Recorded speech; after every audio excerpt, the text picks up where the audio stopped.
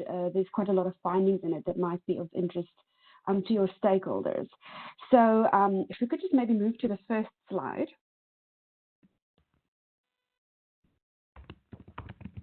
Thank you so much. So just as preliminary remarks, as you will know, so human rights due diligence was originally introduced by the UN Guiding Principles on Business and Human Rights.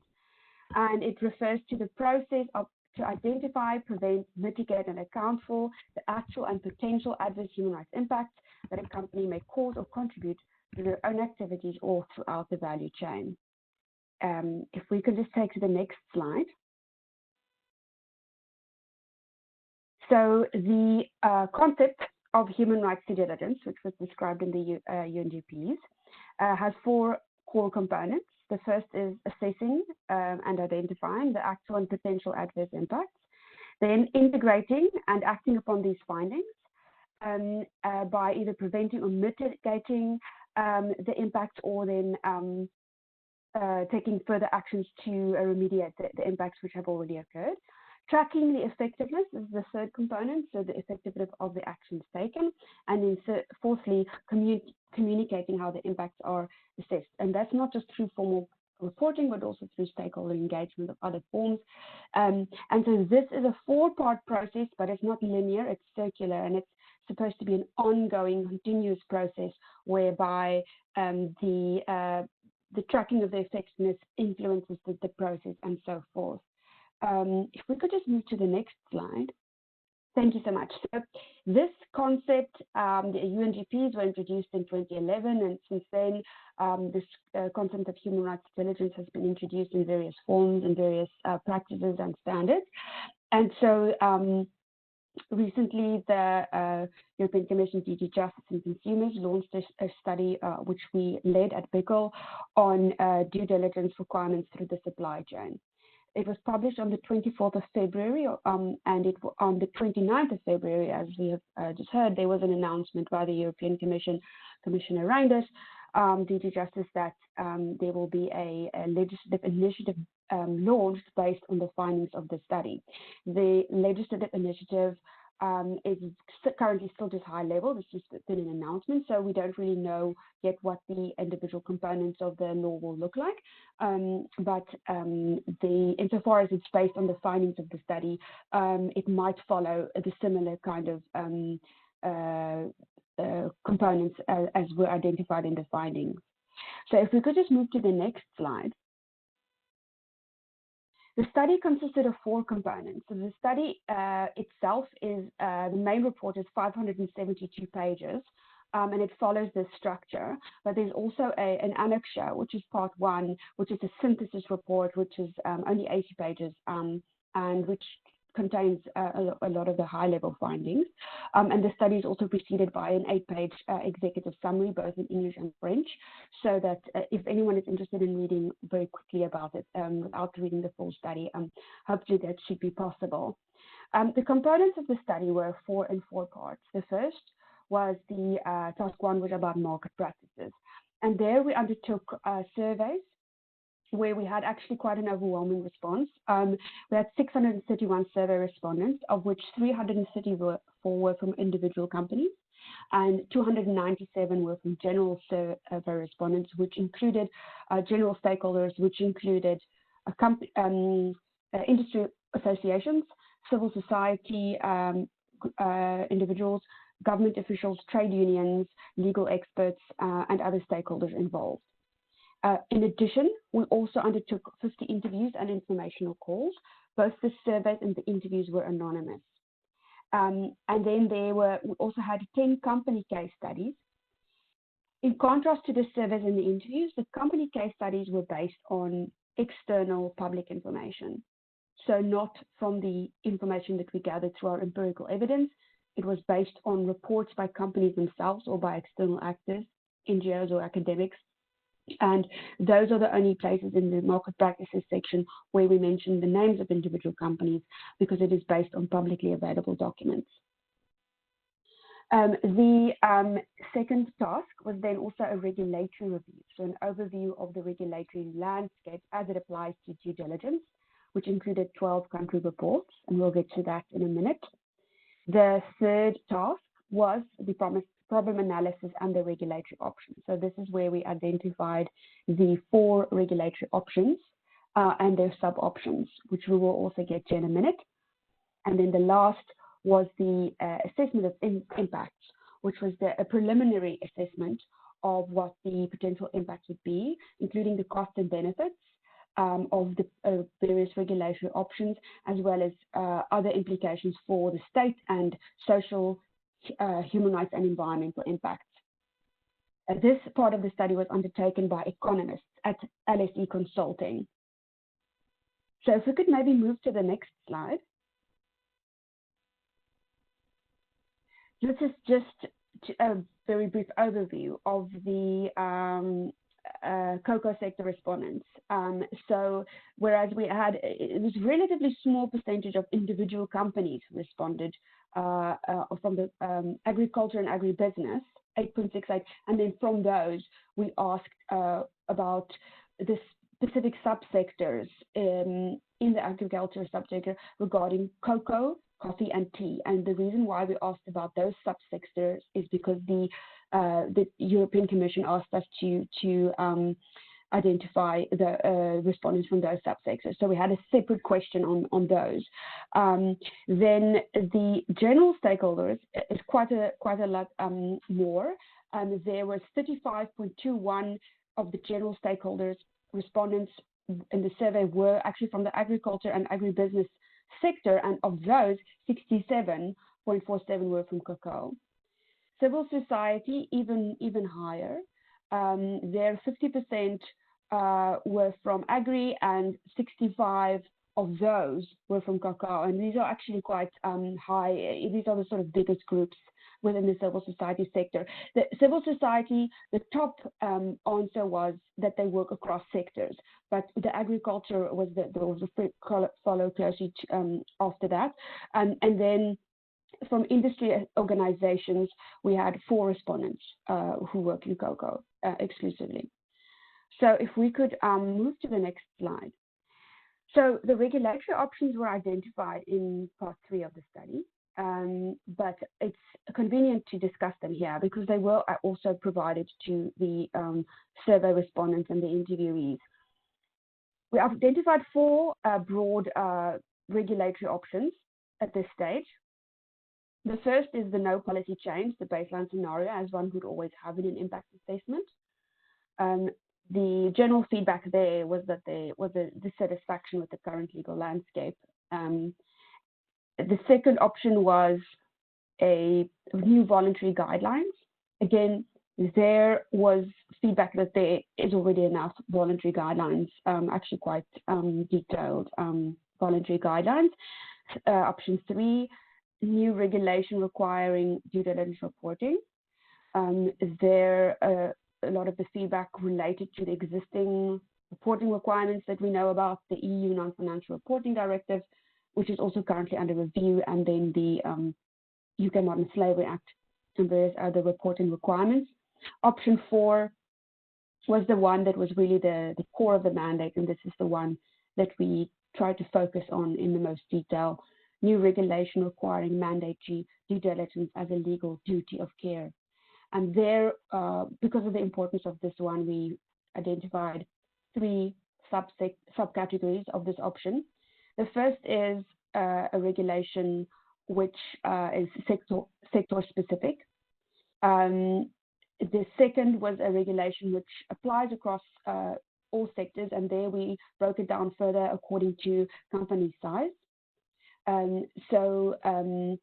Either companies that are either applying only to companies that are large, or then secondly applying to all companies, including SMEs. And then the third option was a sort of a combination approach. So there would be general duty applying to all companies plus additional duties only for large companies. And the third sub-option relates to oversight mechanisms. So whether there's a statutory body overseeing it, or whether it's judicial remedies, or both. So if we could move to the next slide. I'll try to be as brief as possible. The market practices was really one of the core parts of the study. Just over 1/3 of business respondents currently undertake due diligence which takes into account all human rights and environment impacts. A majority of these, however, indicated they focus currently on the first tier suppliers only. And so we said that it is important for the design of the legislation to take into account the challenges that there are in existence for going beyond the first tier. Again, there was a general dissatisfaction with the current legal landscape. As we'll see in a slide shortly, there was a general preference for a general cross-sectoral standard, but which is flexible enough to take into account the specificities of the specific operating context, including the size of the company, the sector in which it operates, the country or countries of operation, and various other risks. These are also the factors that are described in the UNGPs, which is also why the last point is not surprising, really, is that there was a lot of references, voluntary references in the optional text box by stakeholders to the UN guiding principles and the influence that this concept has had, and how this is a concept that should not be abandoned in the law. So next slide, please, if that's okay. Yes, just really some of the survey findings here. The incentives, current or future, for undertaking due diligence, we thought it was really interesting. Reputational risks are currently still at the top as an incentive for both business and industry organizations. And the current legal incentives are very low, the lowest scoring ones from a business perspective. And that is presumably because there are very few current legal requirements in place. The next slide, please, if that's possible.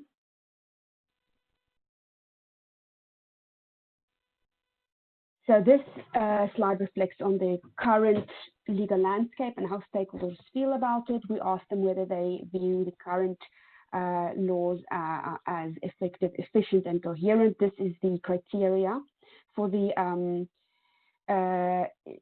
EU better regulation guidance. I was just told I need to skip a few slides. Thank you. Can we move past the next slide as well? Again, we can skip this one. It's the same. It's this a dissatisfaction with legal certainty at the moment.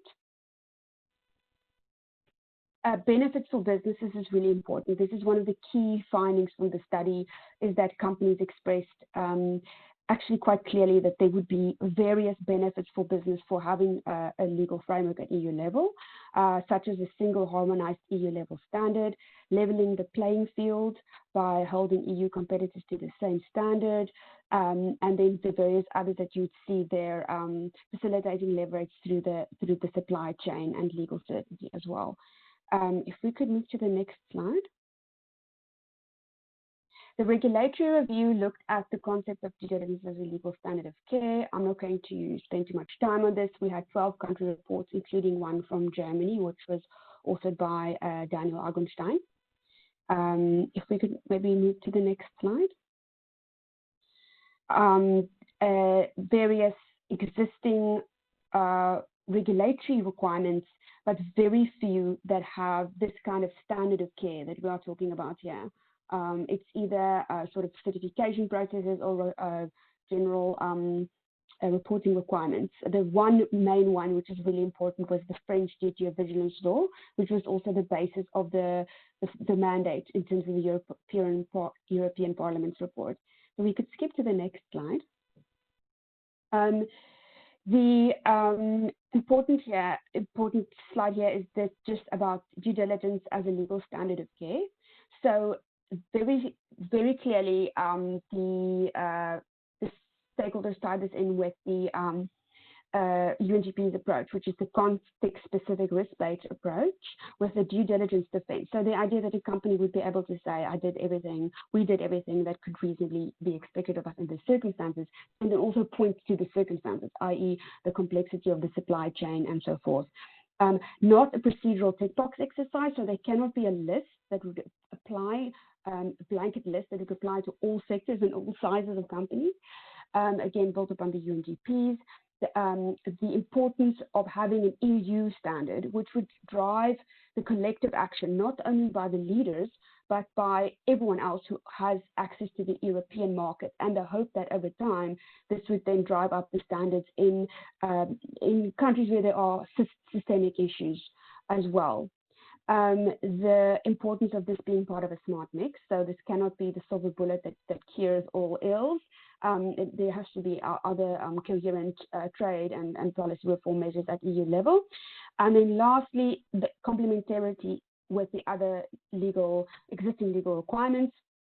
We said that if there was a standard like this, it would need to be designed, and also it would hopefully work as a complementary to the reporting requirements in existence at the EU level, and also in terms of directors' duties, by clarifying what duty there is on directors to take into account people and the planet in their materiality concerns. And then lastly, the industry standards are also really important. We've seen how due diligence as a context-specific standard works in other areas of law. The reasonableness standard in the existing industry practices and what is good practice in the sector is really important in terms of determining whether the company has met the standards that could be reasonably expected. So I will stop there, and if you have any questions, I'm happy to take them. Thank you. Lisa, that was amazing. Thank you very much for condensing a more than 100 pages long report in 15 minutes. It is a tremendous challenge. So, I now stop the recording.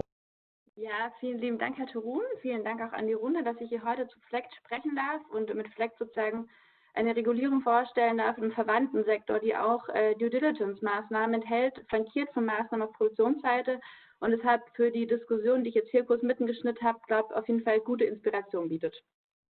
Ich würde auf der ersten Slide ganz kurz erklären, warum hier jetzt eigentlich ganz genau FLEGT vorgestellt wird, wenn wir eine Slide weitergehen können. Auf die Ankündigung von Herrn Reinders will ich jetzt nicht mehr eingehen, die wurde schon angekündigt, aber im Juli vergangenen Jahres hat die EU-Kommission die Mitteilung zum Schutz der Wälder veröffentlicht. Und infolgedessen aufgefordert durch den EU-Agrarrat, prüft sie derzeit im Rahmen eines Impact Assessments regulatorische und nicht regulatorische EU-Maßnahmen zu entwaldungsfreien Lieferketten. Laut Green Deal wird sie nämlich 2021 einen Legislativvorschlag zu entwaldungsfreien Lieferketten vorlegen. Und eine Maßnahme, die im Rahmen dieses Impact Assessments geprüft wird, ist FLEGT. Die Kommission positioniert sich natürlich nicht, in welchem Maße FLEGT ganz vorne ins Rennen geht, aber auch der legislative Initiativbericht des Europäischen Parlaments, der jetzt am Montag gerade veröffentlicht wurde, orientiert sich auch sehr stark daran. Das heißt, glaube ich, auf jeden Fall wert ist, sich FLEGT einmal gut anzuschauen. Deshalb würde ich jetzt auf der nächsten Slide einmal nochmal kurz darauf eingehen, was ist denn eigentlich FLEGT? FLEGT steht für Forest Law Enforcement, Governance and Trade, wurde 2003 von der Kommission initiiert und versucht, den illegalen Holzeinschlag und den damit verbundenen illegalen Handel international zu bekämpfen. Interessanterweise ist hier Legalität definiert nicht durch die EU, sondern die Gesetzgebung der Produktionsländer. Und er adressiert illegalen Holzeinschlag eben auf zwei Ebenen, nämlich auf Konsumseite durch die EU Timber Regulation oder Holzhandelsverordnung, üblicherweise einfach nur EUTR, und auf Produktionsseite durch die Voluntary Partnership Agreements, kurz VPAs oder eben freiwillige Partnerschaftsabkommen. Und die Frage ist natürlich, inwiefern, welche Elemente können wir jetzt eigentlich vom Holzsektor auf Kakao übertragen. Auf der nächsten Slide würde ich jetzt einmal kurz darauf eingehen, was ist denn eigentlich die EUTR, weil die einfach ein gutes Beispiel dafür bietet, wie man Due Diligence im Agrarforstbereich konstruieren kann. Kern sind zwei Artikel in Artikel 4, und zwar demnach ist grundsätzlich das Inverkehrbringen von Holz aus illegalem Einschlag verboten in der EU. Das gilt sowohl für Holz aus der EU als auch importiertes Holz. Deshalb müssen sämtliche Marktteilnehmer die gebotene Sorgfalt, also Due Diligence-Referenz, walten lassen, wenn sie Holz in Verkehr bringen. Diese Regelung gilt erstmal für alle Unternehmen, unabhängig von Größe oder Sitz des Unternehmens. Es differenziert aber nach der Position des Unternehmens in der Lieferkette. Nämlich Marktteilnehmer oder Operators, die das Holz erstmalig in den Verkehr bringen, also in der Regel die Importeure, müssen Sorgfaltspflichten walten lassen. Das heißt, sie müssen Informationen über das Produkt sammeln, sie müssen das Risiko des illegalen Einschlags bewerten und bei hohem Risiko risikomindernde Maßnahmen ergreifen. Händler wiederum, die Holz kaufen, was bereits in der EU ist oder in den Markt gebracht ist, müssen nur noch dokumentieren, an wen oder von wem sie Holz gekauft und eingekauft haben. Hier ist also eine Differenzierung.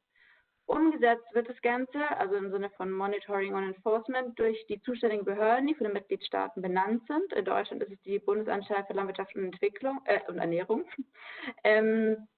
die befugt ist, Sanktionen auszusprechen. Diese reichen von Geldstrafen über die Beschlagnahme von Holz bis zum Entzug der Handelsgenehmigungen und kann im Fall von wiederholten kriminellen Verstößen auch zu strafrechtlicher Verfolgung führen. Jetzt gibt es eine Ausnahme, wenn Unternehmen keine Sorgfalt walten müssen, und das ist auch die Verbindung zu diesen VPAs und Partnerländern, nämlich wenn das Holz aus einem Land stammt, aus einem VPA-Land, das befugt ist, Flecklizenzen, was ist es, erläutere ich später, auszustellen, kann das Holz ohne Sorgfaltspflichten importiert werden, weil davon ausgegangen wird, es ist legal. Genau, dadurch kommen wir eigentlich auch schon zu dem nächsten Punkt des Fleckaktionsplans, nämlich diesen Voluntary Partnership Agreements. Genau, die nächste Slide wäre das dann. Vielen Dank. Hier ist einmal aufgelistet, mit wem dann schon Partnership Agreements abgeschlossen wurden oder noch in Verhandlungen sind. Für Kakao ist natürlich vor allem interessant, dass Ghana bereits seit 2009 eine VPA abgeschlossen hat. Côte d'Ivoire befindet sich noch seit 2013 in der Verhandlung. Grundsätzlich sind es verbindliche Handelsabkommen zwischen der EU und Partnerländern, die ausgehandelt werden in sogenannten Joint Committees, die bestehen aus eben EU und Partnerländern und die auf die Reform der Forced Governance abzielen. Also zunächst mal geht es um die Reform der Gesetzgebung. Es geht natürlich auch darum, in gewissem Maße Nachhaltigkeitskriterien in die Gesetzgebung zu integrieren. Es geht um die Verbesserung von Transparenz und Rechtsdurchsetzung und gekennzeichnet ist der ganze Prozess durch einen hohen Partizipationsgrad. Also eine Multi-Stakeholder-Plattform begleitet in der Regel diesen gesamten Prozess, und das ist eigentlich auch bislang die große Errungenschaft von FLEGT, weil andere Punkte weniger gut funktioniert haben, aber die Governance im Forstsektor wurde dadurch in meisten Ländern signifikant verbessert. Die Stakeholder-Partizipation wurde signifikant verbessert, und es ist, also hat auch Strahlkraft eigentlich für die Gesamtgovernance im Land. Zum Beispiel wird über Kamerun berichtet, dass man jetzt plötzlich Korruption öffentlich thematisieren kann, was früher in der Regel zu Gefängnis geführt hat. Also sozusagen eigentlich der Haupterfolg von FLEGT so far. Und dann ein ganz, ganz wichtiger Punkt ist, und da kommt wieder dann auch der Link zur EU als Konsummarkt, dass im Zuge von diesen VPAs sogenannte Timber Legality Assurance Systems aufgebaut werden, die sozusagen sicherstellen, dass diese Legalitätskriterien, die zuvor von Partnerland und EU erarbeitet wurden, im Land eingehalten werden und entlang der gesamten Lieferkette rückverfolgbar sind. Und damit sozusagen sämtliches Holz, das aus dem Land in die EU und eigentlich auch in alle anderen Konsumländer, weshalb es eine große Strahlkraft hat, exportiert wird, legal ist. Im Falle von Ghana sind sie sogar so weit gegangen, die Legalitätsanforderungen auch auf den inländischen Sektor auszuweiten, was natürlich ein bekannter Erfolg ist, weil in den meisten Ländern natürlich der Domestic-Sektor einen großen Anteil hat. Das mit den FLEGT-Lizenzen hat länger gedauert, als man dachte. Bislang kann nur Indonesien FLEGT-Lizenzen ausstellen und damit sozusagen sein Holz als Green Lane auf den EU-Markt exportieren. Ghana steht aber kurz bevor. Es besteht die Hoffnung, dass noch in diesem Jahr auch Ghana FLEGT-Lizenzen ausstellen kann. Jetzt mal ganz kurz nochmal der Versuch einer Übertragung auf den Kakaosektor. Warum ist es jetzt hier interessant? Also ich glaube, festhalten lässt sich, dass die beiden wichtigsten Kakaoländer bereits in diesen VPA-Prozessen involviert sind, sozusagen damit den Prozess schon kennen, auch die Vorteile kennen, grundsätzlich schon in ihre Governance investiert haben. Natürlich dürften beide Länder, und das sind ja auch schon bekundet, großes Interesse haben an diesen Unterstützungsmaßnahmen letzten Endes durch die EU, wenn ja eigentlich nachfrageseitige Regulierung in der EU schon am Horizon ist sozusagen. Und letzten Endes können, glaube ich, alle unterschreiben, dass ja viele Probleme im Kakaosektor letzten Endes auch Governance-Probleme sind. Und VPAs versuchen, Governance zu adressieren. Deshalb wäre das sicherlich ein Weg zu gehen. Festhalten ließ sich vermutlich auch, dass wenn man jetzt VPAs zu Kakao vereinbaren würde oder eingehen würde, dass es eher auch in Richtung Nachhaltigkeitskriterien gehen müsste, nicht nur beschränkt auf Legalitätskriterien, aber das wäre natürlich wieder Teil eines Aushandlungsprozesses zwischen EU-Partnerländern und Stakeholdern.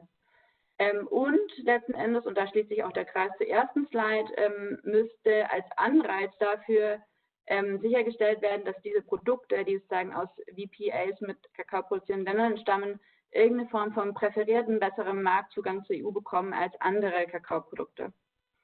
Da schließt sich der Kreis zu den aktuellen Regulierungsdiskussionen. Jetzt noch ein abschließender Kommentar vielleicht, weil ich mich hier an sich kurz halten wollte. Also FLEGT sieht auf dem Papier super aus und es hat viel erreicht. Man muss aber auch sagen, dass man hier über sehr systemische und komplexe Governance-Prozesse redet und deshalb keinerlei schnelle Lösungen davon erwartet werden können. Ich glaube, es sind nämlich die meisten einig, dass man langfristig damit mit diesem Ansatz relativ weit kommen kann. Genau, und deshalb fügt es sich eigentlich ganz gut in Diskussion ein, in die aktuelle sektorübergreifende oder rohstoffübergreifende EU-Regulierung, die in irgendeiner Form mit Begleitmaßnahmen für Partnerländer flankiert werden müsste. Ich glaube, damit würde ich erstmal zum Ende kommen und dann eher noch auf Ihre Fragen eingehen. Vielleicht können wir auch bei der letzten VPA-Slide noch schnell bleiben.